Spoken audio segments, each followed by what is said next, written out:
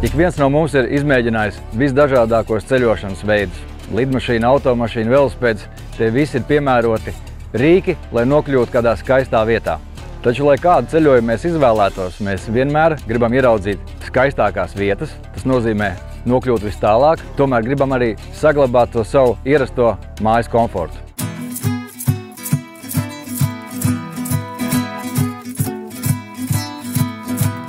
Klausies, man ir pilnīgi pārliecība, ka šādas te kemperus vajadzētu, tirgojot džipu, obligāti jau piedāvāt komplektā. Ja tu izvēlies džipu, izvēlies džipu, uzliec viņam nopietnas riepas virsū, tas nozīmē skaidrs, ka tu dosies kaut kur iekšā, vai ne? Viennozīmīgi. Šis ir variants, ar ko var doties diezgan labos, dziļos brauceļos, jo klīrens ir 31 cm, kas ļauj iebraukt jebkurā pļavā. Būvēts, projektēts pēc vecām tradīcijām, kas ir tā forma, teardrop, bet izvēlēti labi materiāli, mūsdienīgi un paredzēts Skandināvijas skarbajai videi. Gribu teikt, arī augstā laika apstākļos, tas ir rudens un agrie pavasari, kad mēs jau sākam ceļot, arī ar viņu var lietot, jā? Jā, ražotājs noteicis kā to komforta slieksni, -21 grādu. Bet tā kā viss cauri ir sandviču materiāls un viņš ir nosiltināts, jebkuros laikapstākļos ir iespējams ceļot. Var iebūvēt papildus autonomo apsildi, tad tu esi absolūti brīvs. Man gribētos raksturot šo te traileri kā tādu mazliet kā Lego, vai ne? Ka mēs viņam, tad, ko mēs varam aprīkot? Mēs varam aprīkot vēl ar papildus jumta telti, jā? Jā, jumta telts visdažādākās iespējas, jo kempers nāk aprīkots jau ar šo te platformu, uz kuras jūs varat izvēlēties, kādu jūs tiešām vēlaties. Un tas nozīmē, ka tas ir jau ģimenes pasākums.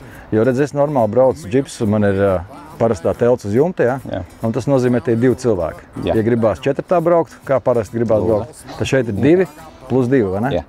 Viennozīmīgi. Ja telti izvēlās arī lielāku, tad, protams, vairāk. Jo telts ir 2-vietīgs, 3-vietīgs un 4-vietīgs. Tai dienā, kopš es iegādājos jumta telti, man sieva katru reizi, kad mēs brauksim?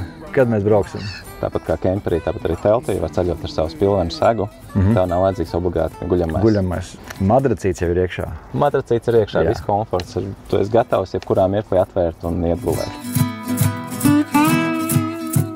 Parunājam vēl par tādām kaut kādām detaļām, tāpēc, ka visiem jau gribās tās detaļiņas redzēt, kas ir svarīgs tāds. Man jau interesanta lieta, es domāju, ir marķīze. Marķīze ļoti svarīga lieta, jo principā šis kemperis, ar ko viņš varbūt atšķirās no tiem ierastajiem lielajiem, jā? Tur mēs tā kā dzīvojam iekšā, gatavojam iekšā. Šeit jau tā brīvības sajūta, ka tu esi iebraucis daudz tālāk, jā? Un tad tu gribi arī to skatu baudīt, tas nozīmē, tu lielāko daļu laika grib atrasties tomēr ārā.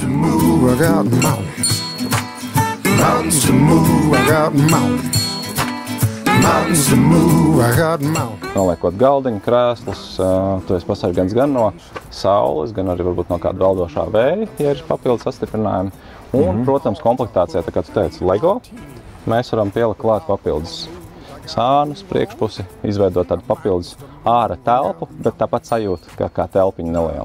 Skaistākā lieta ir aizmugurē? Jā, virtuve. Tā ir virtuve, kur arī ir izveidot tā, ka faktiski man gribot, negribot jāuzturās ārā, vai ne? Tā atšķirības starp varbūt citām veidiem, ka tu vari ārā labi gatavot, bet pašā laikā tu esi pasargāts no kaut kādiem veldošiem vējiem, var arī aiztaisīt ciet, lai nepūš šeit. Tomēr nelīst uz galvas arī. Nelīst uz galvas, protams, tas turpinot Lego stāstu, ir papildus aprīkojumā ir teltis. Vienmēr būs 30 litru ūdens līdzi. Jā. Rokas vienmēr varēs nomazgāt ūdens. Svarīgs moments saimniecēm sevišķi gatavojot. Rokas, trauki, vispārējās lietas. Tas pats leduskaps.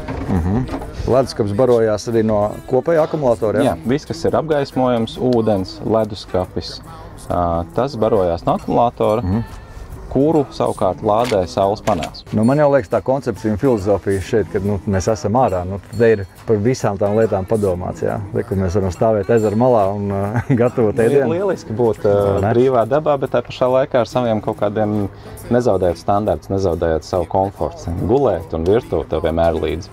Es domāju, par gulēšanu tagad jāapstās iekšā, jo dāmām jau sevišķi. Viņš saka, teltī gulēt uz zemes, zirnekļi, bailīgi, ja tas šī gadienā te viss ir tā, mājas līmenī, ja? Ja tā skatāmies, tad varam iet pie tā uzņēmuma saukļa, ceļo, kur vēlies, jūties kā mājās. Kāds ir garums kopējais? Kopējais garums ir 2 metri un reiz 1,60 m. Absolūti 2 guļamā gulta. Ļoti ērti, jā. Skatos iekšā plauktiņi, kur var jau ceļojumā garākā sakrāmēt savus drēbītes iekšā, jā? Ļoti ietilpīgi, līdz ar to ļoti daudz mantas tiešām var salikt arī tur. Kas ir ar moskītiem? Jo mēs bieži vien gribās paturēt vaļā, lodziņu, šķirbiņu, durtiņus, mums moskīti daudz ir. Moskīti viss kārtībā. Ar moskītiem ir katrai durvī un lūkai ir vienāds tas komplektācija, tad moskītas iets. Un otrs ir tāds saules sargs, kas ir ar gaisa caurplūsmu. Un šeit ir papildus telpa lietām, kas ir nepieciešams līdzņemšanai. Futbola bumba, pleznas, miršanas ekipējums, jā. Visi bērniem tur samet iekšā, jā. Visas aktivitātēm lietas, pietiekam daudz lietu. Un kas ir vēl papildus, ir vēl viens pieslēguma ports. Šeit ir pieslēdzams vēl viens saules panelis, ko tu izvieto tieši saules pusē. Vēl viena laba lieta, ko es toreiz filmējot izbaudīju, ir šie te stiprinājumi. Jo vienmēr mēs būsim kaut kādā nelīdzenā vietā, vai ne? Ja mēs esam iebraukuši tālu, un tev ir šie te stiprinājumi, kas nostabilizē šo traileri, un arī šie te plasmas palikņi, jā? Kemperim šie te stabilizatori nāk standarta aprīkojumā, jo tas spēja nodrošināt kemperu statusu stāvēšanu. Viņš nešūposies. Šīs ir variants, kas nodrošina labu, stabilu ceļu. Pati šī te kabīne nav platāka pa automašīnu, līdz ar to viņi nesadz arī atpakaļgaisa spoguļus. Arī forma pati ir tāda, kas ir... Forma ir, jā, tas teardrops, kas ir tā gaisa pretestība mazinošs, līdz ar to tas arī noteikti... Protams, kādi litri pienāk klāt, tāpēc, ka ir kaut kāds svars, ko vēl līdzi, bet tas nav dramatisks. Otrs tas, kad arī pat piekaba aprīkota bremzēm, līdz ar to viņa mašīnai seko ļoti komfortabli līdzi un nestumj automobīlu. Tas, ko es izjūtu, braucot ar savu mašīnu, kur ir kā lidojošs ķieģelis, un viņi tāpatās stumj visu gaisu projām, jā. Litrāžā galīgi nebija nekāda. Nebija izmaiņas, jā, un es viņu faktiski nejūtu. Tā brīvības sajūta un tā brīvības garša jau visu laikam uzrunā. Un tas mirklis, ka tu arī bez kāda plāna, nerezervējot īpašu vietu un neesi atkarīgs no laikapstākļiem, tas laikam ir tā atslēga tam, vai tā garša tai brīvdienai. Jā. Ja, tu pats labi zini, kā ir ceļot jebkur, kur tu vēlies, kur acis rāda patiesībā. Jā, tā bija, man liekas, ka tā viena no 2 lietām svarīgākajām. Viens, kad ar viņu var iebraukt tiešām iekšā tur, kur ar parastu traileri nevarētu iebraukt. Un otrs, ka joprojām tā sajūta, ka es dzīvoju ārā. Jā. Es esmu ārā, man ķeblītis šeit, ugunskurs tepatās ir, jā. Gatavoju ārā. Un tad, kad ir naktsmieris, kad ir laiks gulēt, var iet vai apakšā vai otrajā stāvā. Jā, man laikam visvairāk uzrunā, ka tu ieej tajā savā telpā, bet tur jau tu jūties kā savā guļamistabā. Tur nav šī sajūta, ka tu esi kaut kur ārā vai ka tev ar kaut kādiem kompromisiem jāsadzīvo. Tev ir tavs komforts. Jā, mīļākais palaks, mīļākais spilvens, jā. Segru no mazais lācīts līdzi un visi kārtībā. Iedos nazīt? Jā, noteikti. Nazis. Tev izdevās redzēt to medību raidījumu, kur mēs izmantojām šo kemperi? Jā, protams, es noskatījos. Un tu ievēroji, cik daudz cilvēku bija. Jā. Mēs bijām, ja nemaldos, kā 12 mednieki. Okay. Mēs dzīvojām 3 dienas uz vietas, un šī bija vienīgā virtuve. Tev ir iesmas?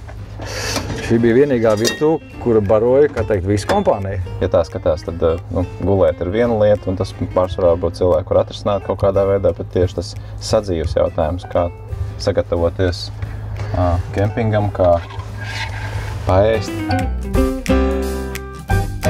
Es zinu, ka tu ceļo dažādos veidos, kur iekļaujās kempers. Manā pasaulē skaidrs, ka mēs maucam kā džeki, jā. Mēs varam gan ar močiem, gan pārlaist nakti hamokā, gan vienkārši zem krūma palikties, jā.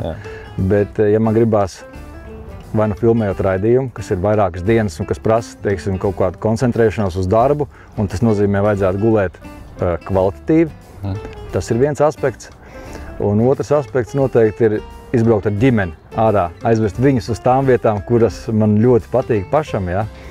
Bet tad nezaudējot šo te mājas sajūtu, jā, iedomājies, ka sieva pati ir sakrāmējusi savas mīļākās dakšiņas, visas garšvieliņas, jā, ka tas viss ir līdzi, jā, un joprojām mēs varam iebraukt iekšā dziļi, skaisti, tādās diskrētās vietās, jā, un visa ģimene kopā baudīt foršu piedzīvojumu. Tas ir tas brīdis, es domāju, kad manā dzīvē viņš ritīgi nostrādā uz 100 punktiem.